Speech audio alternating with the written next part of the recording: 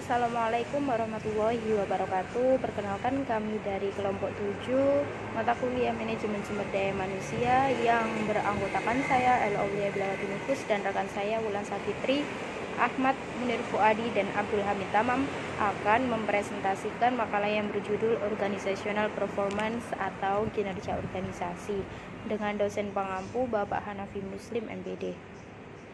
Baik teman-teman, langsung saja. Bahwasanya teman-teman pasti sudah mengetahui apa pengertian dari organisasi. Di sini saya akan mengingatkan kembali bahwasanya pengertian organisasi yakni merupakan alat bantu manajemen yang didirikan untuk membantu individu dalam organisasi itu sendiri dalam memenuhi kebutuhan dan mencapai tujuan organisasi. Nah, bagi organisasi, manusia ini mempunyai peran yang sangat penting dan sangat sentral karena manusia sebagai penggerak utama dalam kehidupan organisasi tersebut. Namun, tidak hanya itu, manusia bukan hanya menjadi penggerak, melainkan sebagai pengelola objek agar organisasi bisa berfungsi sesuai dengan tujuan yang telah ditetapkan. Nah, organisasi dan manajemen ini membutuhkan kehadiran manusia atau individu dan menempatkan individu ini pada posisi yang sentral, tidak bisa dipisahkan. Keberadaan organisasi ini sebagai alat bantu yang diciptakan manusia untuk kepentingan manusia itu sendiri. Dalam pencapaian tujuan organisasi dipengaruhi oleh perilaku individu dalam organisasi itu. Kemudian maka dari itu keberhasilan organisasi dapat tercapai jika perilaku dan sikap individu-individu yang berada dalam organisasi itu dapat saling bersinergi dengan berbagai sumber daya, termasuk sumber daya manusia, kemudian sumber daya alam, ilmu pengetahuan, dan teknologi. Nah, keberhasilan suatu organisasi tersebut untuk mencapai tujuan itu tergantung pada kemampuan individu yang mengoperasikan unit-unit kerja yang terdapat dalam organisasi itu sendiri. Dengan kata lain, ditentukan oleh kinerja organisasi. Nah, berdasarkan penjelasan saya tersebut, maka kami akan membahas lebih dalam mengenai yang pertama, yakni bagaimana sih cara membangun individu dalam organisasi tersebut. Yang kedua, mengenai fase penilaian kebutuhan.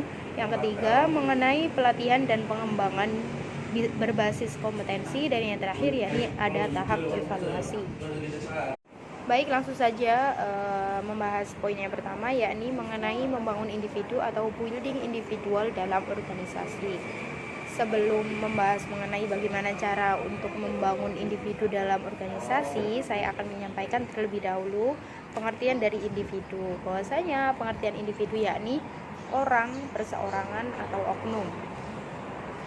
Nah, berdasarkan pengertian tersebut dapat dibentuk suatu lingkungan bagi individu yang dapat mengembangkan potensi-potensi yang dimilikinya serta akan membawa perubahan yang diinginkan dalam kebiasaan dan sikap-sikapnya dalam organisasi. Seperti yang kita ketahui bahwasanya individu dalam organisasi memiliki sifat atau ciri serta karakteristik yang berbeda. Ada yang sifat keturunan yang dimiliki sejak lahir, kemudian mengenai faktor biologis maupun sosial psikologisnya. Sedangkan kepribadian perilaku yang dipikirkan maupun dirasakan tersebut oleh seorang individu dalam organisasi ini merupakan hasil perpaduan dari unsur bawaan dan pengaruh lingkungan. Langsung saja, pada tingkat individu ini, jika anggota merasa bahwasanya organisasi dapat memenuhi kebutuhan dan karakteristik individunya, ia akan cenderung berperilaku positif. Namun sebaliknya, jika individu tersebut tidak merasa diperlakukan dengan adil dalam organisasinya, maka cenderung untuk tidak tertarik dalam melakukan pekerjaan yang ada dalam organisasi itu. Nah, ketika individu tersebut mempunyai rasa ketertarikan yang tinggi, maka dalam bekerja pun ia akan menunjukkan perilaku terbaiknya sehingga pekerjaan yang akan dilaksanakan itu terlaksana dengan lancar serta tujuan-tujuan organisasi itu tercapai, serta menghasilkan kepuasan dan menciptakan produktivitas anggotanya akan meningkat. Untuk itu, Diperlukan pemahaman bagi individu-individu dalam organisasi untuk bekerja dengan kondisi yang memungkinkan mereka yang memberikan kontribusi yang tinggi terhadap organisasi tersebut. Selanjutnya ini ada menurut teori pengharapan dari Fromm yang mengatakan bahwa perilaku kerja individu ini dalam organisasi ada 3 fungsi karakteristik. Yang pertama ada persepsi individu bahwa upayanya mengarah pada suatu kinerja. Hal ini sangat jelas bahwasanya upaya yang dilakukan oleh individu dalam organisasi ini mengarah pada kinerja yang menghasilkan keberhasilan dalam pencapaian tujuan organisasi. Kemudian yang kedua ada persepsi individu bahwa kinerjanya itu dihargai. Hal ini bisa berupa dengan upah atau gaji maupun dengan pujian. Nah, yang ketiga ini ada nilai yang diberikan individu terhadap imbalan yang diberikan. Jadi individu ini biasanya diberikan kayak penghargaan gitu oleh seorang pimpinan maupun oleh individu yang lain dalam organisasi yang diikutinya. Nah, perilaku yang diharapkan dalam pekerjaan dalam organisasi ini akan meningkat ketika seseorang merasakan adanya hubungan yang positif bagi lingkungan organisasi itu sendiri, guna mempertahankan individu yang senantiasa dalam rangkaian perilaku dan kinerja organisasi. Sehingga hal ini diperlukan evaluasi yang baik yang memberikan umpan balik yang tepat bagi anggota organisasi. Selanjutnya bagaimana cara untuk selanjutnya di sini saya akan menjelaskan bahwasanya untuk membangun individu dalam meningkatkan kinerja organisasi ini ada 2 faktor. Yang pertama faktor internal dan yang kedua faktor eksternal. Di sini faktor internal merupakan pengenal motivasi diri sendiri, di mana individu tersebut mempunyai dorongan untuk melakukan usaha dan mempunyai tujuan untuk menyukseskan organisasi itu. Nah, terdapat 2 kebutuhan atau motif yang perlu diketahui dalam faktor internal individu. Yang pertama ada faktor biologis. Nah, di sini faktor biologis yakni kebutuhan dasar individu yang berupa sandang, pangan, dan papan. Kebutuhan yang paling mendasar ini digunakan untuk menjadi pekerja dalam perusahaan atau organisasi yang menjadi tuntutan hidupnya.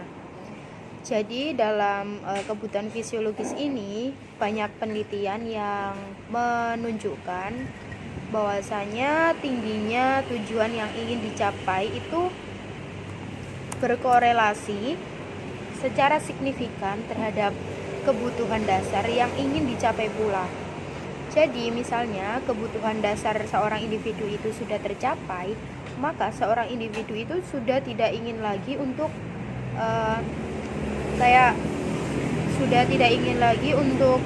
meningkatkan tujuan hidupnya yang lebih tinggi seperti itu. Jadi di kebutuhan fisiologis ini terlihat bahwa seorang pekerja yang cukup puas dengan apa yang telah diterimanya, maka seorang pekerja tersebut tidak mempunyai keinginan dan menentukan tujuan hidupnya yang lebih tinggi, sehingga tidak mempunyai sikap kreativitas dan inovasi yang tinggi dalam bekerja dalam organisasi itu. Kemudian faktor yang kedua dalam internal yakni ada kebutuhan psikologis. Faktor ini menjadi penyebab meningkatnya prestasi individu. Kebutuhan psikologis ini seperti kebutuhan akan kasih sayang, kebutuhan untuk mempertahankan diri, dan kebutuhan untuk memperkuat diri. Jadi kebutuhan-kebutuhan ini itu gunanya untuk memotivasi individu maupun orang lain dalam berorganisasi. Jadi teman-teman, di sini faktor internal individu itu ya berasal dari diri individu itu sendiri. Bahwasanya jika seorang individu itu mempunyai semangat yang tinggi untuk berorganisasi, maka ya akan sebanding lurus dengan kinerja yang mereka lakukan seperti itu. Kemudian mengenai faktor eksternal yakni dikendalikan melalui pengaruh yang dimiliki oleh seorang pemimpin maupun individu yang lain. Jadi bisa dikatakan bahwasanya faktor eksternal ini dipengaruhi oleh lingkungan sekitar. Seorang individu ini termotivasi untuk bekerja dengan lebih baik itu tergantung dengan faktor eksternalnya. Jadi tergantung dengan interaksi-interaksi, baik itu interaksi positif maupun interaksi negatif dari lingkungan organisasi itu sendiri yang dapat menghasilkan tingkat motivasi untuk bekerja itu lebih tinggi atau lebih rendah. Nah, di sini dalam teori McGregor dan Herzberg ini menggabungkan antara motivasi internal dengan eksternal dalam berorganisasi yang mengenai motivasi dan perilaku umum tentang anggota organisasi yang mengatakan bahwa untuk membangun individu dalam meningkatkan kinerja organisasi ini, yang pertama dengan bersedia belajar dalam kondisi yang layak, tidak hanya menerima tetapi mencari tanggung jawab. Jadi di sini seorang individu dalam organisasi itu bukan hanya menerima mengenai tugas yang diberikan oleh pimpinan, namun juga harus bisa belajar dalam kondisi yang layak. Jadi ya untuk mencari tanggung jawab yang lain seperti itu dalam rangka untuk mencapai tujuan organisasi. Selain itu, yang kedua yakni seorang individu harus memiliki kemampuan yang besar dalam kecerdikan, kreativitas, dan daya imajinasi untuk memecahkan masalah dalam organisasi yang diikutinya secara luas yang tersebar pada anggota organisasi yang lain. Di sini sudah sangat jelas bahwa untuk mencapai kinerja organisasi yang baik itu seorang individu harus mempunyai kemampuan untuk memecahkan suatu masalah. Nah, dasar-dasar teori yang sudah saya sebutkan tadi itu ada integrasi dan kerjasama. Jadi dengan integrasi di sini, individu itu dapat mencapai tujuan organisasi melalui sumbangannya dalam pencapaian tujuan dan dapat mengikat diri dengan organisasinya. Jadi jika seorang individu itu sudah menyatu dengan organisasinya, maka dalam pelaksanaan pekerjaan itu juga akan fleksibel, juga akan dapat tercapai secara lancar seperti itu. Dan dengan kerjasama juga antar individu yang lain, maka kinerja organisasi pun sangat baik. Demikian penjelasan poin pertama mengenai bagaimana cara untuk membangun individu untuk menyukseskan kinerja organisasi. Selanjutnya akan dijelaskan oleh rekan saya Ahmad Munir Fuadi mengenai fase penilaian kebutuhan atau the need assessment phase. Terima kasih.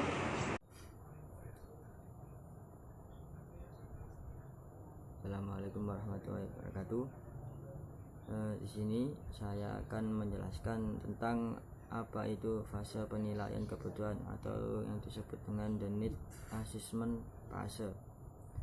Assessment phase ini adalah suatu kebutuhan yang dibutuhkan dalam sebuah organisasi atau instansi yang yang membutuhkan sumber daya manusia. Dan dalam sumber daya itu pasti adanya itu perencanaan dan tahap-tahapannya. Di sini saya akan menjelaskan apa itu fase penilaian kebutuhan dalam sumber daya manusia tersebut di suatu organisasi atau instansi. Pengertian dari apa itu sumber daya manusia adalah suatu proses peramalan sistematis yang menghubungkan kebutuhan sumber daya manusia pada suatu organisasi atau instansi dengan rencana strategisnya untuk memastikan bahwa kepegawaiannya memadai, berkualitas, dan cukup kompeten untuk mencapai tujuan organisasi atau instansi tersebut. Perencanaan SDM ini itu sebagai elemen yang sangat penting untuk mempertahankan keunggulan, kompetitif, dan mengurangi pergantian karyawan. pada perencanaan sumber daya manusia ini itu bertanggung jawab untuk mengatur orang yang tepat untuk bekerja dan tepat dari semua sumber yang tersedia. Selain itu, untuk mengantisipasi kekosongan yang timbul karena promosi, pensiun, pemutusan hubungan kerja, sehingga bisnis perusahaan yang bersangkutan tidak terpengaruh dari kekosongan tersebut. Umumnya, perencanaan SDM ini dibagi menjadi 2 tahapan besar, yakni adanya peramalan kebutuhan dan perencanaan program. Menurut French pada tahun 1986, perkiraan kebutuhan adalah proses penentuan jumlah SDM yang dibutuhkan organisasi dari sejumlah informasi seperti analisis kondisi eksternal dan kemampuan SDM yang dimiliki organisasi saat ini dan potensi sumber daya manusia untuk organisasi, rancangan pekerjaan, filosofi manajemen dan anggaran, mutasi, promosi serta pengurangan staf dan lain-lain. Sedangkan perencanaan program dilakukan setelah selesainya perkiraan kebutuhan. Dan menurut James Walker dalam French 1986, perencanaan program meliputi 2 hal, yaitu dalam manajemen kinerja dan manajemen karir. Beberapa tahap yang terkait dengan perencanaan SDM yang erat kaitannya dengan fase penilaian kebutuhan antara lain sebagai berikut. Yang pertama, adanya tahapan peramalan kebutuhan SDM di masa depan.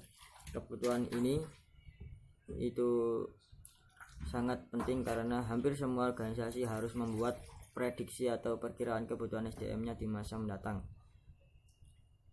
Dan perkiraan tersebut itu secara garis besar dikelompokkan menjadi 4 kelompok. Yang pertama, adanya kondisi eksternal, persyaratan SDM di masa mendatang, dan ketersediaan SDM di masa mendatang, dan perkiraan kebutuhan SDM. Penilaian kebutuhan tersebut disusun atas 3 hal yang saling berkaitan. Yang pertama, adanya analisis organisasi. Yang kedua, adanya analisis operasional, dan ketiga, adanya analisis personal.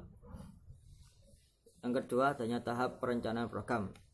Rancangan atau rencana program tersebut meliputi 2 hal besar. Yang pertama, adanya manajemen kinerja, dan yang kedua, manajemen karir. Manajemen kinerja itu meliputi 3 hal. Yang pertama, hal yang berkaitan dengan keorganisasian seperti aktivitas kerja, hubungan kerja, tanggung jawab kerja, dan standar kerja, serta kualitas kehidupan kerja dan lain-lain. Yang kedua, adanya penilaian kinerja yang terdiri dari perencanaan dan tujuan kinerja, bimbingan, evaluasi kerja, dan lain sebagainya. Dan yang terakhir adalah struktur imbalan seperti kompensasi dan pembagian keuntungan. Yang kedua adalah manajemen karir. Manajemen karir itu meliputi 4 hal. Yang pertama, adanya sistem dan kebijakan perusahaan yang terdiri dari analisis jabatan, rekrutmen, seleksi dan penempatan, promosi dan transfer, pengembangan pendidikan, serta pemberhentian atau pensiun. Yang kedua adalah adanya suksesi manajemen yang meliputi kajian individu, persyaratan posisi, peta suksesi kepemimpinan, rencana penggantian, dan perjalanan kemajuan karir.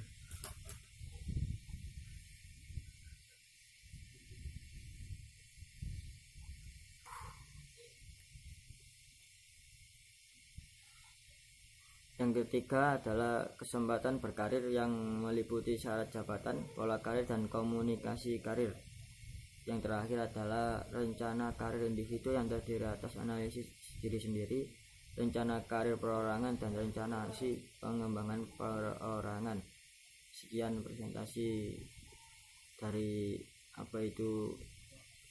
fase penilaian kebutuhan. Assalamualaikum warahmatullahi wabarakatuh.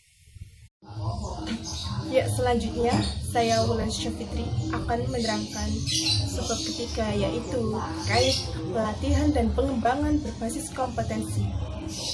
Ya, dalam meningkatkan kinerja suatu organisasi, lembaga atau perusahaan, maka dibutuhkan yang namanya pelatihan dan pengembangan berbasis kompetensi. Hal ini merupakan salah satu fungsi dari manajemen sumber daya manusia. Kinerja itu apa?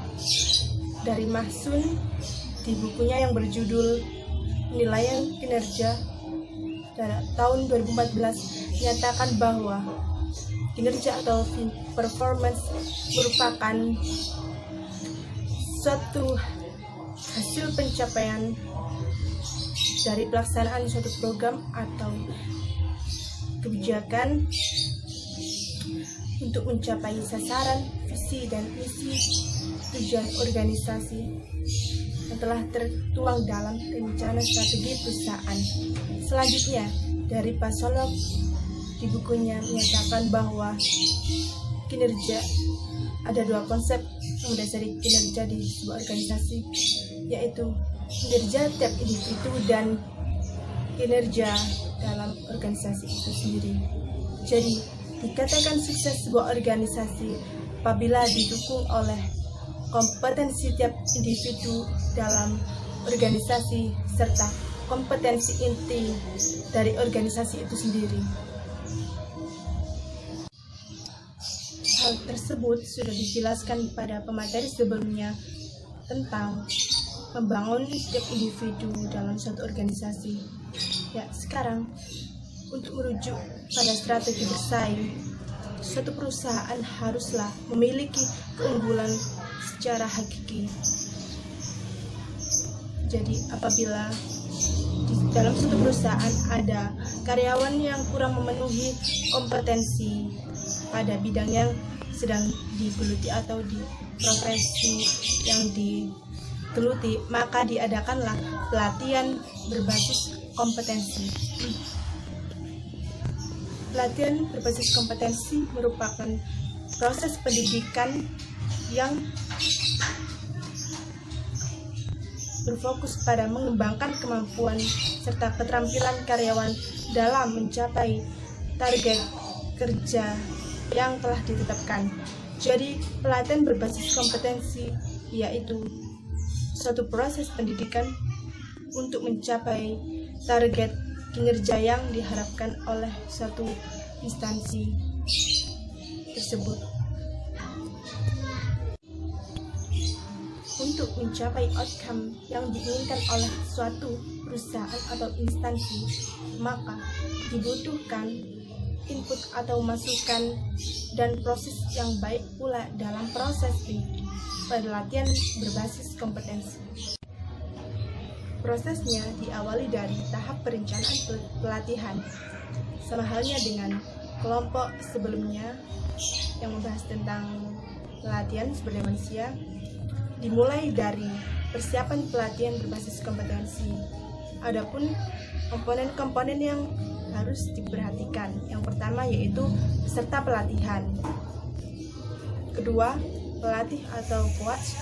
Yang terakhir yaitu waktu pelaksanaan. Penjelasan komponennya sebagai berikut. Yang pertama ada peserta latihan. Jadi peserta yang akan mengikuti pelatihan sebelumnya harus diukur kemampuannya dulu dalam tes standar kompetensi. Ya, tiap perusahaan memiliki standar kompetensi yang berbeda-beda.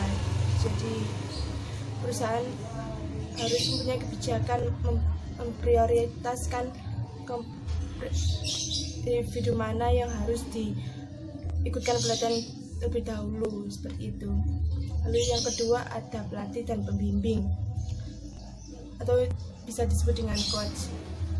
Pelatih ini berasal dari atasan langsung karyawan yang akan dilatih. Jadi dari atasan bidangnya langsung begitu. Jika ada kendala seperti keterbatasan sumber daya, alokasi waktu, dan lain-lain, maka pelatih bisa digantikan oleh unit atau pemimpin instansi bagian dari instansi lain yang lebih mampu memberikan pelatihan. Yang ketiga, waktu dan tempat pelatihan. Ya, jadi sebelum diadakan sebuah pelatihan, perusahaan tentunya sudah menentukan waktu dan tempat pelaksanaan. Hal ini menjadi kebijakan pemimpin dalam menetapkan waktu dan tempat sesuai pedoman HRD. Tentunya para pemimpin sudah mengatur jadwal secara sistematis dan terjadwal. Ya, selanjutnya, setelah persiapannya sudah matang, maka perusahaan perlu memikirkan model apa yang dilakukan dalam proses pelatihan basis kompetensi ini. Ya, ada satu model yang sederhana dan banyak dipergunakan oleh banyak perusahaan, yaitu model strategik. Ada 4 tahapannya yang meliputi: 1. Menganalisis kebutuhan dan perencanaan pelatihan, yang dalam hal ini sudah dijelaskan oleh pemateri sebelum saya. Dan kedua yaitu mengembangkan model kompetensi. Yang ketiga yaitu menyusun kurikulum dan silabus pelatihan. Yang terakhir yaitu melaksanakan evaluasi dan penilaian atas pelatihan. Ya, jadi model sistem strategiknya akan saya jelaskan lebih rinci lagi ya, agar semua paham. Yang pertama itu tadi menganalisis kebutuhan dan penilaian. Ada 3 yang harus dinilai. Yang pertama analisis organisasi, kedua analisis operasional, dan analisis personal. Analisis organisasi yaitu dengan mengamati faktor internal organisasi, apakah sudah sesuai dengan tujuan dan sasaran organisasi, dengan cara mengidentifikasi semua faktor-faktor yang memengaruhi kinerja sebuah organisasi. Yang kedua yaitu analisis operasional, memeriksa setiap jabatan pada suatu operasi kerja dengan fokus analisis pada tupoksi kerja, standar kinerja, dan persyaratan jabatan. Yang ketiga yaitu analisis personal, dengan cara pemegang jabatan memeriksa kinerja tiap individu yang berfokus pada hal-hal yang belum memenuhi kebutuhan kinerja dasar kompetensi tiap individu tersebut. Jadi hingga kemudian bisa memutuskan siapa saja karyawan yang akan mengikuti pelatihan. Ya. Yang kedua, sistem strategiknya yaitu mengembangkan sistem kompetensi. Sistem kompetensi. Jadi ini susunan dari model kompetensi. Jadi model kompetensi harus disesuaikan dengan target kompetensi yang diharapkan suatu perusahaan atau instansi. Dengan cara mengembangkan sistem perkembangan kompetensi pada setiap organisasi harus dilakukan agar yang bertujuan memperbaiki kualitas kinerja pegawai. Yang ketiga, sistem strategik lainnya yaitu merencanakan kurikulum dan silabus pelatihan. Dalam merencanakan kurikulum pelatihan, hal-hal yang harus disusun adalah yang pertama, judul kurikulum. Lalu bab 1 ada pendahuluan yang berisi latar belakang dan filosofi pelatihan. Jadi kenapa sih diadakan pelatihan, apa latar belakangnya dan filosofinya apa, kurang memenuhi kompetensi bagaimana. Yang kedua yaitu model kompetensi. Jadi yaitu menjelaskan kompetensi yang harus dicapai itu apa saja. Yang keempat yaitu tujuan pelatihan itu apa. Yang kelima pesertanya meliputi siapa saja, jumlahnya, dan lain-lain seperti itu, data peserta ya, bisa dibilang begitu.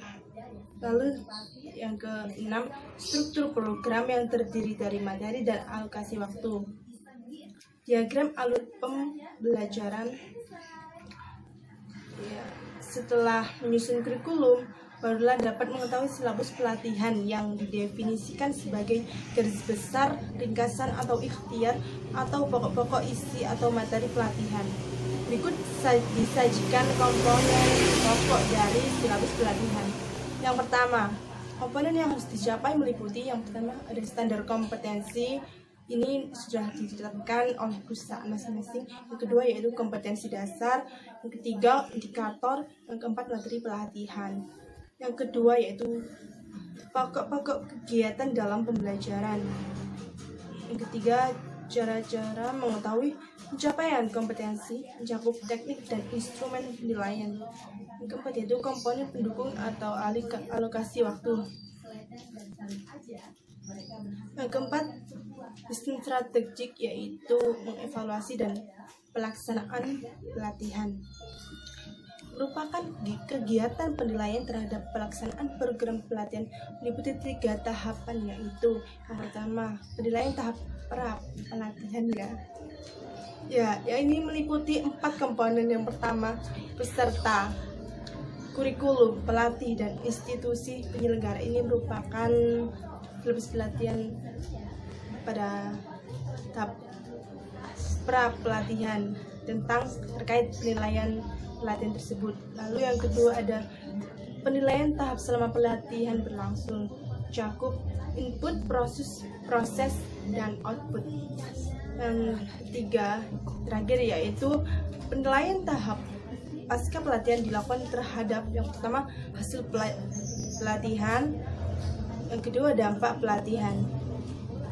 Ya, jadi itu sekilas tentang penjelasan format kurikulum serta silabus pelatihan. Ya, jadi selain bertujuan untuk meningkatkan performa kerja bagi organisasi, pelatihan berbasis kompetensi juga bermanfaat bagi karyawan itu sendiri.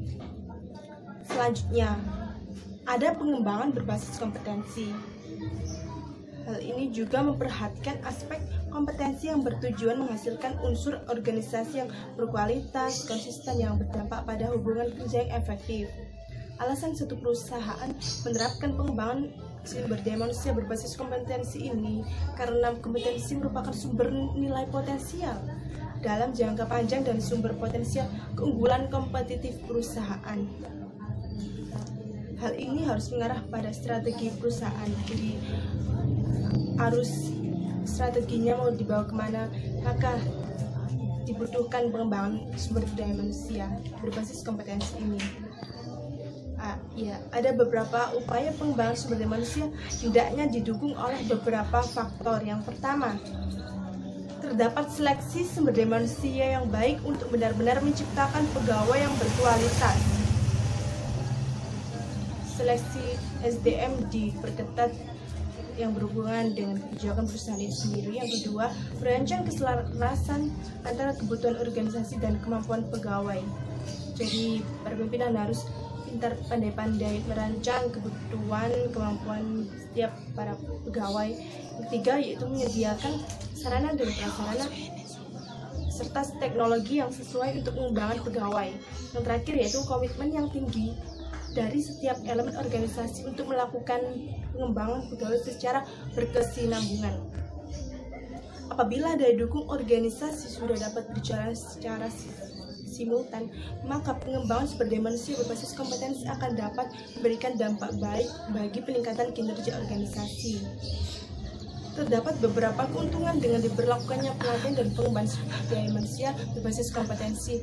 Yang pertama yaitu mendorong pencapaian pengembangan diri pegawai. Ya, jadi suatu organisasi tentunya menginginkan pengembangan kompetensi sumber daya manusia dari internal itu sendiri. Jadi dari dalam organisasi internal harus mendorong pencapaian pengembangan diri setiap individu yang bekerja atau yang bertugas di sana. Yang kedua, memberikan kesempatan bagi pegawai untuk berkembang dan memiliki pandangan tentang masa depan karirnya. Suatu pegawai yang bekerja di dalam instansi yang berpikiran maju akan memikirkan karir kedepannya. Maka dari itu fungsi pelatihan dan pengembangan untuk pegawai yaitu memberikan kesempatan pegawai untuk berkembang dan memiliki pandangan tentang masa depan karirnya. Yang ketiga, membantu pegawai dalam menangani konflik dan ketegangan. Tidak hanya untuk meningkatkan keterampilan, pelatihan dan pengembangan SDM ini juga meningkatkan kepuasan pegawai dalam mengembangkan sikap pegawai menerima tantangan dari setiap zaman. Yang keempat yaitu meningkatkan kepuasan kerja dan prestasi kerja, lalu menjadi jalan untuk perbaikan keterampilan dalam bersosialisasi dan berkomunikasi. Selanjutnya membantu menghilangkan ketakutan dalam mencoba hal baru dalam pekerjaan. Selanjutnya menggerakkan pegawai untuk mencapai tujuan-tujuan organisasi. Itu tadi sekilas. Jadi pelatihan dan pengembangan merupakan dua konsep yang sama, yaitu proses yang terencana dan berkesinambungan dari organisasi yang bertujuan untuk meningkatkan kompetensi sumber daya manusia secara berbasis kompetensi. Pelatihan dan pengembangan dan berbasis kompetensi tersebut membantu organisasi dalam meningkatkan kinerja untuk karyawan dalam meningkatkan etos kerja yang baik.